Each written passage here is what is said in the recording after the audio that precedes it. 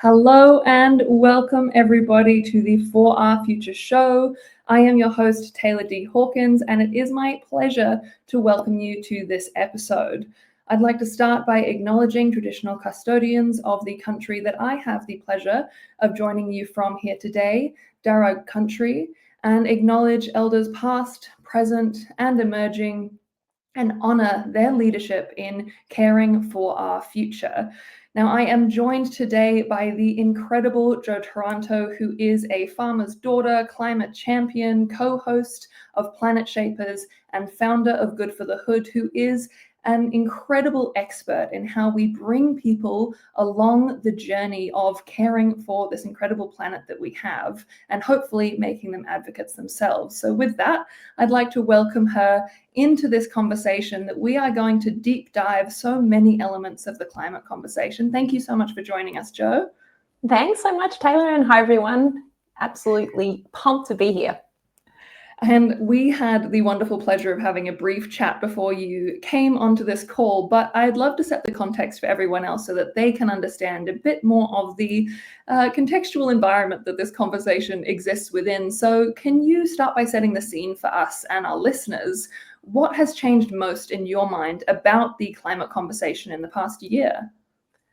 Yeah, it's been a big year for climate. I feel like we say that every year, but it's 2025. We have 25 years to really knuckle down and nail net zero. And quite a few things have changed. I mean, globally, we've obviously seen America, one of the biggest emitters of greenhouse gases globally, leave the Paris Climate Agreement in January.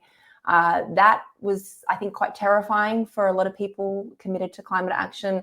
And there was a concern that that would cause a ripple effect across other developed nations leaving the agreement. But we certainly haven't seen that. And I don't think we will. So that's one good thing. But it's obviously still been a real shock and a real disappointment for a lot of countries looking for leadership in this space.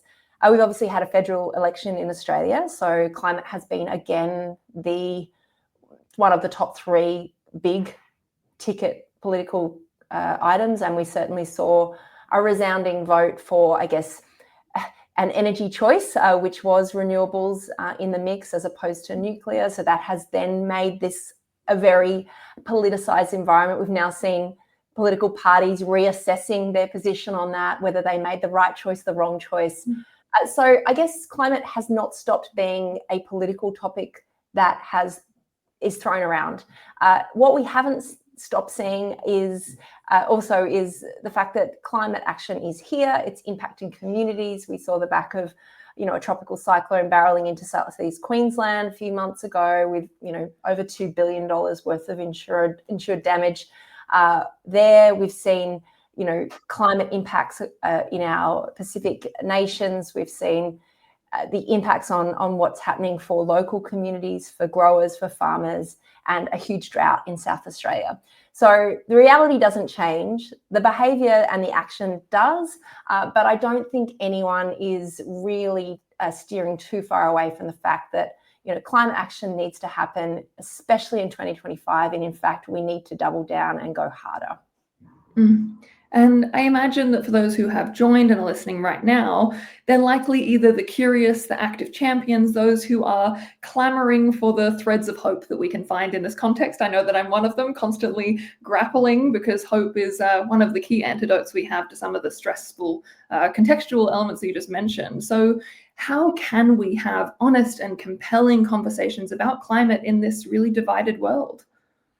Yeah, I think it is hard because when something is politicized, you feel like when you raise it, you have to pick a side, and that therefore you have to be an expert because you have to understand enough about a topic to be able to prosecute an argument. And like all things, particularly on social media, that is a really dangerous place to start from because firstly, there's very few people who are climate experts, and those who are climate scientists have an incredible job of unpacking a very complex set of systemic changes, which are not easy for the average layperson to understand. Then you've got this sort of challenge of trying to be right and make sure that your argument is heard and listened. And we know that just does not work. So the biggest thing that we can do when we're talking about climate is to start where we are and start where the people that we're talking to are, and looking at what that actually means. What does climate change or climate action really mean for them? Because I think finding meaning amidst a big problem is important, because it helps us tackle what those fear points are and also what those action points are. And when we listen and lean into that, that's where we actually have an opportunity to understand people's objections, their concerns, and maybe what they're worried about when it comes to looking at these solutions. So I do a lot of work with regional communities, and I'm incredibly privileged to do that. And one of the things I have to do is step back and ask lots of questions first before I launch in with what I think is the most important discussion point. And that really enables us to ensure that we're building relationships, trust, and a position of, I guess, shared understanding before we launch into have really in-depth conversations. And also recognizing that we don't win arguments with facts. A lot of these stories are, discussions are based on very deeply held beliefs and values, and we just need to understand that it's a lot more about building those relationships and conversations first. And in my humble opinion, you're the kind of person who we desperately need to be hearing from, because you've seen so many different sides of this conversation, some of the fears that you've mentioned that people have around the climate conversation. I'd love you to share a bit more about that context and how it informs how you approach people, because there's so much we can learn from that and how we advocate and bring other people on the journey as well. Yeah, I am in a really weird position that first of all, my father was a climate, I guess, activist in the reverse for me. He was actually an opponent for some of the transmission lines that were coming through our regional community. So I've seen what it's like to be opposed to renewables and to be opposed to change. So I've come from that position. I've got a really interesting regional base for my experiences. I have worked with lots of communities at a very grassroots level. So I've, seen communities who are deeply committed, deeply opposed, champions of change, people who are very opposed to any discussion of climate science. And then in my career, I've also been able to witness some of the most amazing climate solutions firsthand in factories, in farms across the country. I've traveled around and seen firsthand. And then finally, I've been able to witness the politics of climate change through my partner, who is actually a federal politician. So I have a really bizarre exposure to leadership and climate action. And I think it has helped inform what works and why we sometimes have to get ourselves into such a messy situation when it comes to taking action on climate. And I think the two things that I really heard in what you said is the need for pragmatism and empathy in how we approach this conversation. And it's something that I imagine is front of mind, because I know you do a lot of work, whether it's helping organizations or teams or individuals come along on this journey. And that kind of links to the next question I'd love to ask you, which is, as someone, as you mentioned, who's really seen behind the curtain of leadership in a lot of different contexts, whether it's organizations or in the political sphere, what is your advice to leaders who are grappling with trying to deliver for their teams, deliver for their organization and the planet, and how to navigate that when sometimes it feels like those things are at odds? Yeah, there's a real sense of the ambition that's needed on climate. We've got a really deep KPI and we've got a deadline we have to meet. There's no escaping that. It's not like we can ask for an extension or ask for extra time. We've got a hard cutoff. We've got we've got an agreed target, and we've made a commitment to that. So what's required is a level of ambition that to get us there.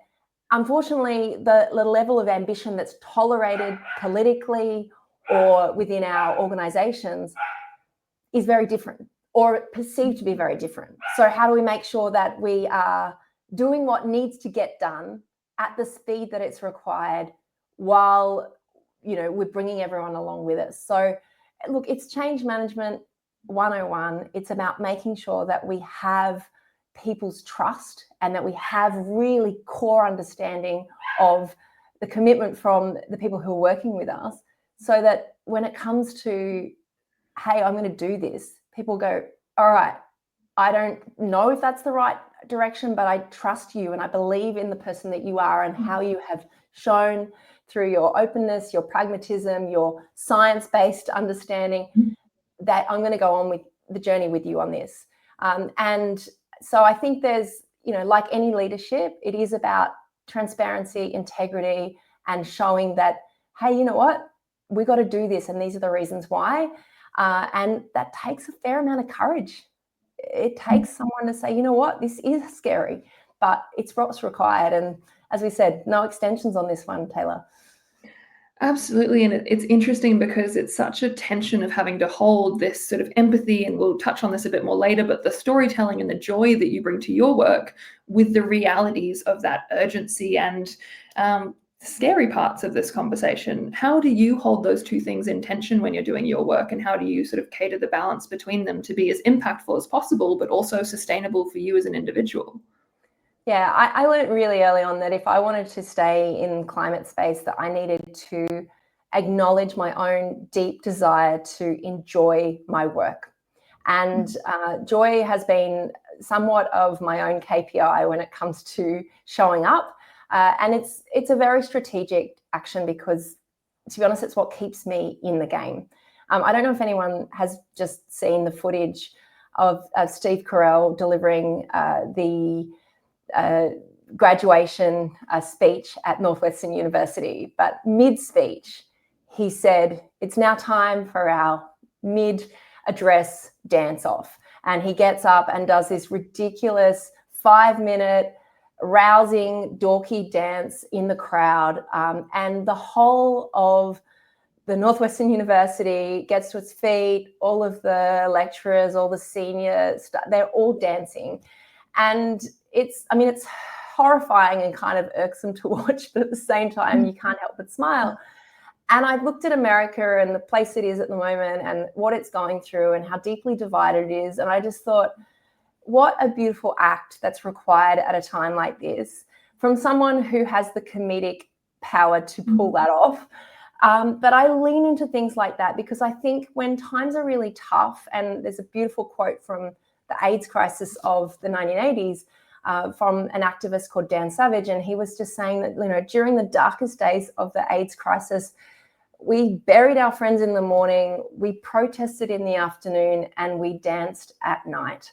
And the dance kept us in the fight because it was the dance that we were fighting for. And I think sometimes we need to be reminded of why we are so committed to a safe climate future. And it's not just because it's the right thing to do. It's not just because, we want a better future for our kids. It's also because humans are inherently joy-filled people that deserve to be in this together and belong in a place that makes us feel really human. And I think climate action for me is about reminding ourselves that we are humans and that we're in this collectively. And sometimes these kind of momentary moments of joy get us back into, all right, that's why I'm doing this. I remember now, I'm going to keep going.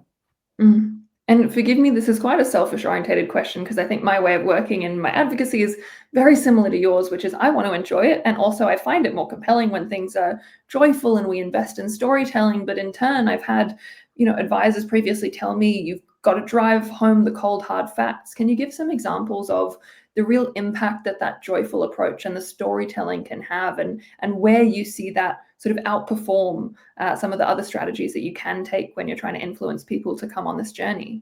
Yeah, I think you're right. There's a reverence that comes with serious issues that we need to treat them with respect because they're important. And I think people sometimes misunderstand that my acts of joy or my pursuit of that as a strategic approach to coping with tough things does not mean that I don't think it's serious. In fact, it's because it's so serious that I choose to seek out those strategies. I see it all the time. There's an amazing drag performer from the US called Patagonia who uses drag and song and music and dance and, frankly, the most ridiculous costumes you've ever seen to get people talking about climate change.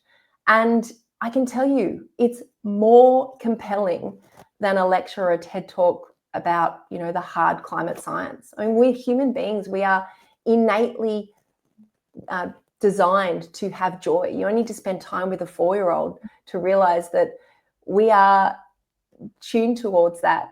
That is just who we are. And entertainment is what we seek out. So we need to combine comedy, drama, dance, music, theatre, all those things, and really find things that allow people to find a space within that, because it's a very intellectual argument and discussion otherwise. And I see it across communities all the time. So it's about also finding accessible points for people to jump into a discussion. So I think it's just a no-brainer for me that if there's a way that I can bring people through, but again, it has to be the right time. I don't get up and dance at board meetings generally. Yeah. Contextual awareness definitely important, and I deeply resonate with what you're saying, and history would as well, which is that the data, the science, the intellect on the subject has been around for decades. It's we need to find new ways to communicate it. And so I'm wondering, especially so many people watching right now are organizational leaders working with their teams, their board, etc. Can you bring to life what joy and storytelling in this conversation can look like in an organizational context? Like, what's a great example there? I think we need to use real people, real stories, and real examples to, really bring to the data and the solutions to life. I know that when I am presenting a session, I did a session today with some engineers, and I was talking about all of these tenets and scientific processes and principles. But as soon as I was able to show a couple of examples of organizations who were doing it, it's like, oh, I now know what you mean. So I think we need to use that to explain not only people's successes, but how they've been able to fail, and use stories to bring to life what inherently is a change exercise that requires human beings to make choices and choose behaviors in different ways. And there's nothing better for our brain than our, the way that our neurochemistry works to give a story that uses sensory, emotions, and, pictures as well that bring those things to life and really help us remember. And if you go and ask someone what they'll remember from a talk, it will always be something that went wrong, something that was funny, or a story. And, that's just the way we are. We can't change that. So we need to lean into it. Yeah, it's leaning into the realities of the human brain and the wonderful landscape that gives us of how can we overcome the short-termism in people's minds? How can we capitalize on the opportunities for being memorable and for being compelling? And you're making such a great point. We need to make it feel real, and people's home lives are one of the, I think, realest experiences that they have. And so I'd love any reflections you have on how is it that parents can show up and support their kids without fueling more fear on this? How can we show up in our family environments and be an advocate and a supporter for this change that we want to see? Yeah, I think the first thing we need to acknowledge is that our kids are acutely aware of climate change and they're anxious about it. Even if they don't talk about it, even if they're not raising it, it is in their lived experience and they are worried about it. We need to help them learn more to satisfy their curiosity, and also to satisfy some of the fears, because some of it has been extended to a point that it is horrifying. Some of the young people that I've spoken to have a very dystopian view of the future. And it's very hard to live a happy, resilient life when you think the future is horrible. And so we need to really challenge the fact that the future is not set in stone, that there are scenarios which are very different depending on how well we go. And it's like studying for an exam. If we study really hard and we work really hard now, then the results will be very different than if we just let it go and leave it up to chance. And so I think once kids understand that, like us, it helps. It helps with the anxiety. I think you also need to help them and yourselves lean into action, because the antidote to anxiety is action. If anyone's ever had any anxiety at all, you know that avoiding the anxiety and avoiding something that's stressing you almost always makes the anxiety worse. It's how you develop a phobia. And, we know that if you avoid something that's deeply anxiety provoking, eventually the anxieties grow. So just like that, for climate anxiety, we need to help people find ways to lean into action, and in a safe way that is really able to be controlled for where they are. And then we just need to let our kids sit with some of those feelings and sit by their side with those feelings.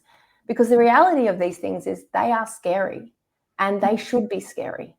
And we actually can't change that for them, but we can be with them through that experience. And it's hard because, you want to take that away from your kids, but by saying, oh no, it's not a big deal, you'll be fine, kids see straight through that. And they're like, why don't you get it? And then they get angry and frustrated.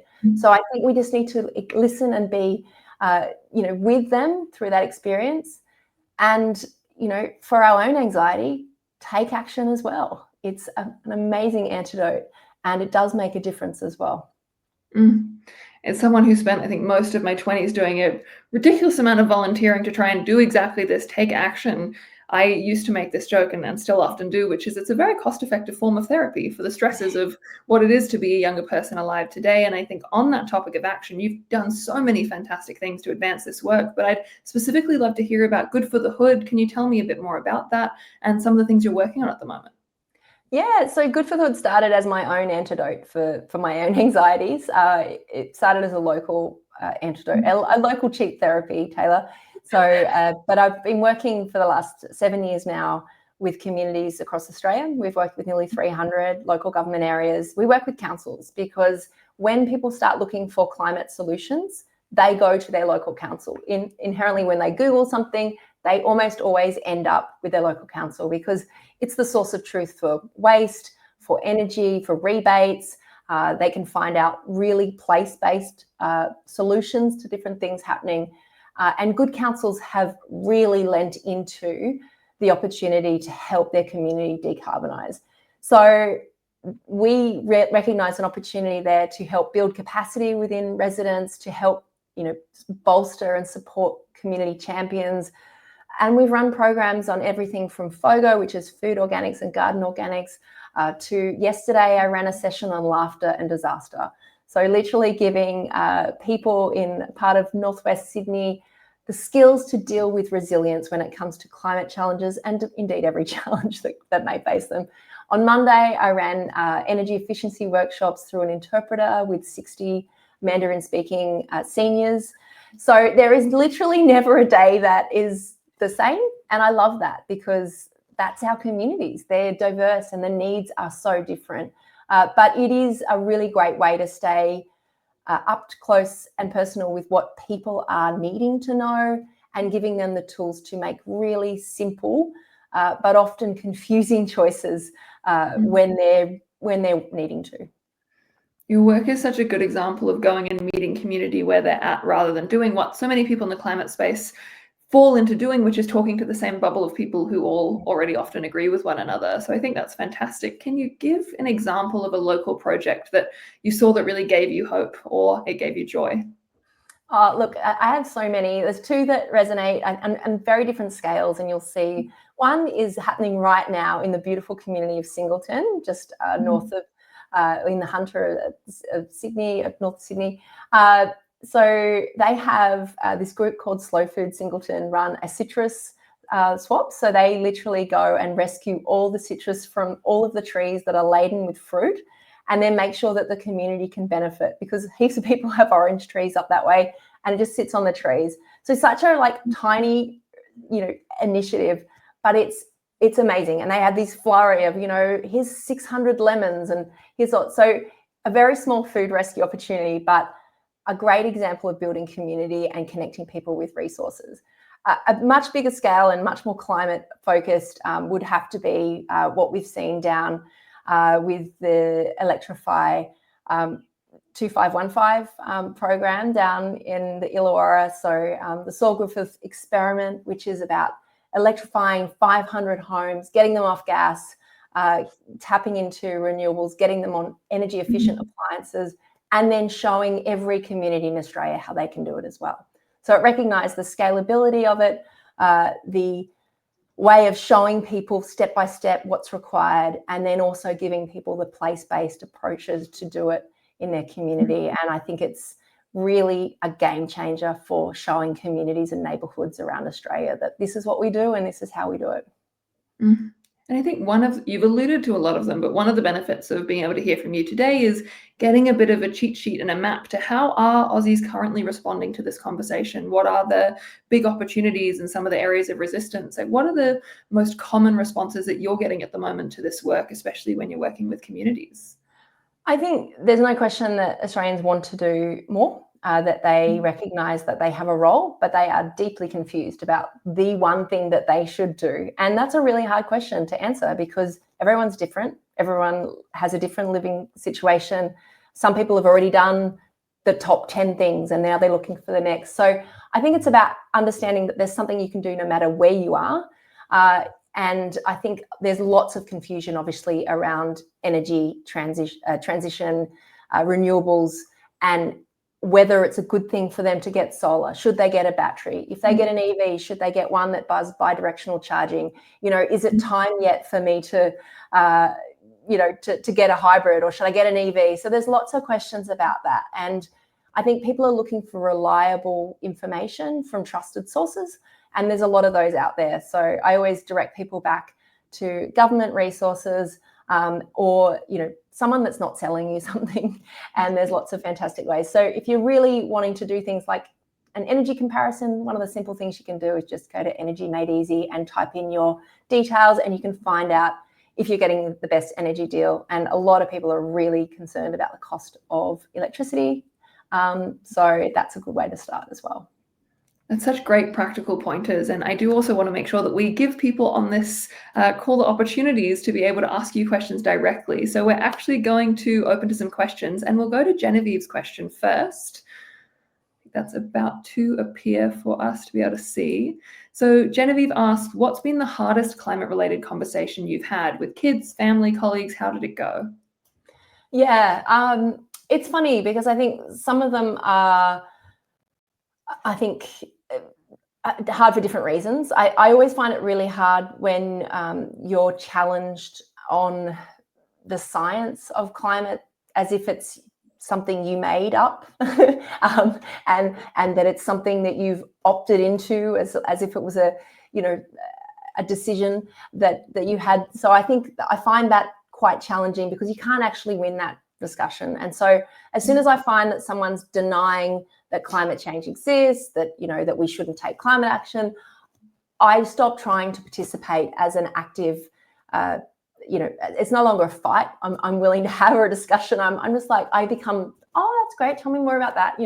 Because that person's looking to be heard, not to be persuaded. And so I find, I guess some of the things that are really hard is listening to my kids. I know that they're worried about it, even though they're not really activated, I guess, in that space yet. They're a little bit young, but they know that I work in this space and they know that it's important. And I do really worry that when they're my age, we'll be in the 2050s and we'll be really living with the product of how much study we've done or whether we got that assignment in on time. So I do find that particularly hard. Yeah, I do think that assignment due date analogy is a very helpful one, and I emotionally resonate with many of my nearly late assignments. So definitely brings it home for me. Probably a bit triggering for a few people. And reminder, if you have any more questions, do send them in. But for next, we're going to go to Susan's question, which is, who's the most inspiring climate leader, big or small, you've come across lately? So there's quite a few. I've been really lucky to get to know some of them. I'm going to pick a couple on different levels. A good mate of mine is Polly Hemming. She works for the Australian Institute, and she has been a pretty consistent voice on climate integrity, on the fact that we need governments to do better. And I think she's fearless, and I think she's been a really clear, consistent voice when it comes to that. And it's not an easy thing to do. So I admire her immensely. I think Costa Georgiadis would have to be one of the greatest advocates for climate action in the most gentle and beautiful ways.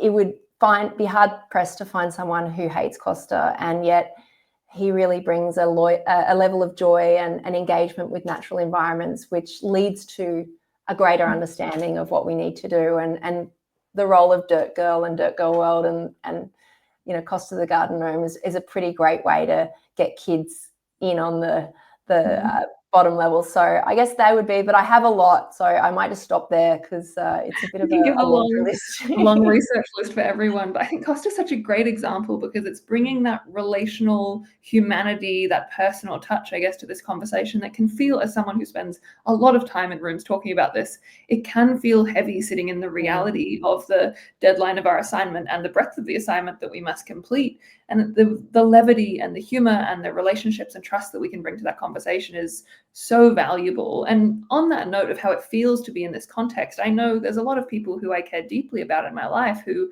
I know are good, motivated people, but they feel so overwhelmed with what to do, whether they are an organizational leader, whether they are a younger person, etc. What would your tip be for someone who's keen to do something but just doesn't really know where to start? Maybe you could give us one example in your family and one in your organization or team, something small people can start with. Yeah. This is going to seem like a bit of a weird one, Taylor, but about 60% of Australians do not know their next door neighbour.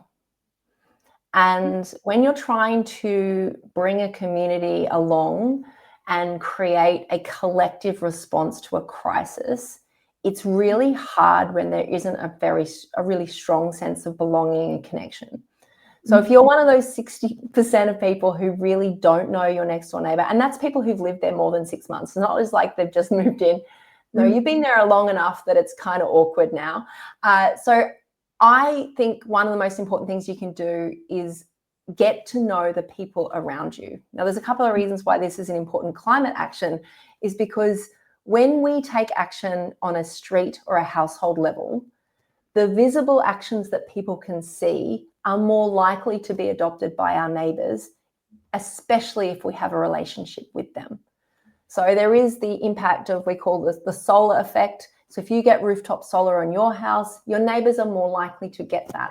Now, they're probably more likely to get it because they can see it. But if you're someone they don't know and they have a relationship and they can't come and ask you a question about, oh, how's that going? What's that like? Where did you go? Who do you are helping them in a way with their adoption of a really important climate action. So get to know your neighbours. That's my first thing. It's also really critical in a climate crisis. If there's a big weather event, if something's happening, having someone that you can knock on the door of is critical. And a lot of the communities I work with, it's a matter of life and death at times for them. So do that. At an organizational level, I think it's about recognizing that if you are a leader, and if you are can be a leader either through positional authority or just because you are someone who's leading. You don't have to be in a role that's a manager or an executive to be a leader. So if you are a leader, then that requires you to not just lead, it requires you to align with the values. So that means doing what you say and living those actions at home, at work, and in the industry that you work. But it also requires you to advocate for more. And this doesn't matter whether you're the Prime Minister and you're in a global environment, or if you're a backbencher MP, or if you're a senior leader, whoever you are leading with, they're now your peers. And your role is to influence and agitate for them to take more action too. So people often think, well, now I'm in this role, I'm doing what? No, now we go harder. Now we lean in further. This is where we actually start to get more ambition, is when we put the pressure on each other to do more, because we can. And that's what it takes. So if you're a leader, it's about your values, doing what you need to do, but also advocating so that you're collectively pushing the envelope. And then it's not such a hard thing when we get to making those decisions. And to the point that you made earlier, I think you said as soon as you feel resistance, you go to questions. I think that's the curiosity is such a powerful way of opening these conversations. What would you say are some really powerful questions, whether you are a formal leader, you're a member of a team, you have some informal power and influence in an organization. What are a few questions that you could start asking to open the conversation about sustainability, climate, and the environment in your organization? Yeah, so I think it's, particularly if someone comes back with a response and you're thinking, where did that come from? I'm interested to know why you said that. Oh, where did you hear that? That's always a good one. If someone's come out with something you think that is wild. I've never heard that. Where did you hear that? Particularly because a lot of people are getting some really crazy references from various places. So getting people to come back to, oh, okay, well, I don't know, it was on some YouTube video that I watched from 20 years ago. Great. So I guess being really curious about, what would you like to see more of? Or one of the questions I've been asking communities is, what do you think the future looks like in 10 years? What does 2030 look like for your street? So getting people to really start thinking beyond just what is maybe a fait accompli to, well, actually, I think it might be actually pretty cool because we might be able to do X, Y, Z. So I think getting people to start thinking beyond just maybe what is a road we're on to, well, we have an opportunity to really shift the dial and create a different version of what tomorrow looks like. And guess what? The future is going to look different whether we like it or not. It's just up to us which version of the future we get. And again, it comes back to how hard we study. That's a very good point. And I think the rates that people are citing the academic journal of TikTok is going through the roof. That is certainly for sure. And I think that sort of curiosity and jest approach to it is a really fantastic way. But I love what you referenced at the end of what is the future we're creating, and also the idea of legacy. What is the legacy of our leadership, both in our communities and in our organizations? So what kind of legacy do you think we can build if we act now with the hope and ambition that you're talking about? Yeah, well, I always tell people that my 2025, my 2050 is quieter. It has quieter streets because we have electric vehicles, which are far less noisy and far less polluting in terms of particulates. We have homes that are healthier because we're no longer relying on gas, which exacerbates asthma and causes a lot of respiratory problems for seniors and people who are immunocompromised. Food is more localized because it doesn't make sense to move food around the world. Lots of things can be shipped and moved, but food deserves to be a local experience. Energy and resources are equitable, and we have access for everyone who needs it. And the climate is safe. It feels safe to be here instead of feeling like what's coming next. So that's my 2050, and I think it's worthwhile thinking about what your 2050 looks like too. And it's one of those things when you break down each of those elements, none of them sound so far out of reach. And it's a question of that this conversation becomes so cumulative that it can feel overwhelming. But if we chunk it down to those sorts of ambitions, it feels compelling, hopeful, something that we can really run towards. And a lesson that I'm taking from what you just said, and I think others can too, is it's okay to break this down into smaller visions that can contribute to that bigger legacy that we're trying to build, rather than always trying to bite it all off at the same time, which can feel pretty challenging. And so what is one, if everyone who's listening to you right now took one action or did one thing coming away from this conversation, what would you hope that that could be? Can I give two? You can give as many as you like, to be honest. No, I think the main thing is that we talk more about climate. I think we've got to have conversations every day about climate as if it's here. One thing I would love to see on the news is a report card on how we're going. Where are global emissions sitting today? We did it during COVID. Why aren't we doing it now in 2025? Why don't we have, our per capita emissions? I want people talking about climate change, not because it's fearful, but because it's the reality of life now and for us until we've resolved it. This is it. So talk more about it and make sure that, this is a real experience for you in the work you do, that you lean in. Don't shy away from it because it's big, bad, and scary. Talk more and do more. And for people like me who don't feel that the time we've had with you is enough and desperately want to learn more about you and follow your work, where can they learn more about you, Jo? Well, you can absolutely pick my brain. You can jump over, book some time. We can get me into your organisation. You can get me working with your leaders, talking to your staff, working with your clients. You can follow me on socials at Jo Taranto, at the Jo Taranto. And yeah, check out Good for the Hood if you're looking for local solutions in your council area. We may have a program already running. That's fantastic, and such good options, because I know the conversations I have with leaders, it feels scary, big, overwhelming, and having someone like you come in who can offer that really technical understanding, but wrapped in the joy, the storytelling, the human understanding, the empathy is exactly what we need. So I hope lots of people take you up on that opportunity.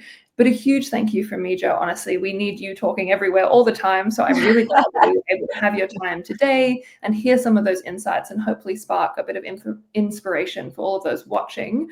A big thank you to everyone who has watched today, the For Our Future show. A big shout out to the Cuppa team who makes this show possible and does all of the work to bring it all together. And if you want to find out more about Jo, absolutely follow the suggestions that she mentioned. There'll be more in the show notes below. And our next show, the For Our Future show, will be with Paul Callaghan at 12 p.m. on July 1st. And we'll be talking all things intergenerational leadership, First Nations wisdom, how we bring those things together. But thank you so much for spending your time with us today, and we will see you soon.